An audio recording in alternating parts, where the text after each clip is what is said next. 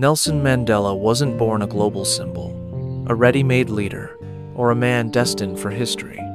He was born on the 18th of July, 1918, in a small village called Mvezo in South Africa, a simple place surrounded by nature and far from the great centers of power.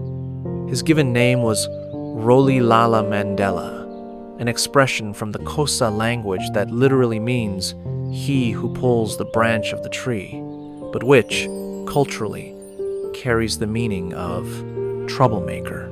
As a child, Mandela was introduced to the traditions of his people, learning about honor, respect, and leadership through stories told by elders around the campfire. His father was an advisor to the king of the Thembu people, which gave Mandela early exposure to political investigations and community decisions.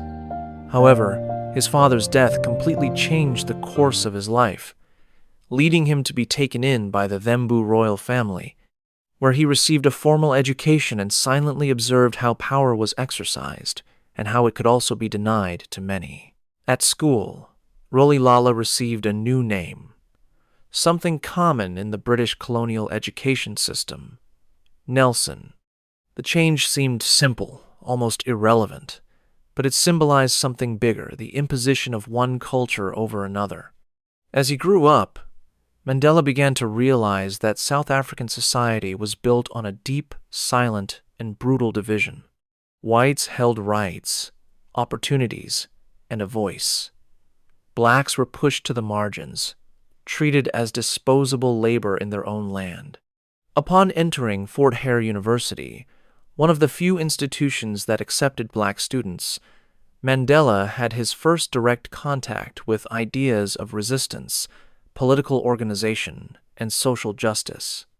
There, he understood that the problem was not just personal or local, but structural, rooted in laws and practices that sustained inequality. His involvement in student protests resulted in his expulsion, an episode that definitively marked his trajectory and placed him before a clear choice: accept the system as it was or confront it, even without knowing the price it would exact. Upon leaving university, Mandela fled an arranged marriage and went to Johannesburg, where the reality of racial segregation proved even harsher. Working as a mine guard and later as an assistant in a law office, he witnessed daily the humiliation imposed on black people. It was in this environment that Nelson Mandela began to transform, not only into an indignant man, but into someone willing to act. He returned to his studies, graduated in law, and began to use his knowledge as a tool for resistance, defending those who had no voice before the law. Each injustice he witnessed, each arbitrary imprisonment, each life destroyed by the apartheid system, fueled something greater within him. Without grandiose speeches or heroic promises, Mandela began a silent journey towards confronting one of the most cruel regimes of the 20th century. And it is precisely here that the story ceases to be just about one man and becomes about an entire people, a struggle that was only beginning.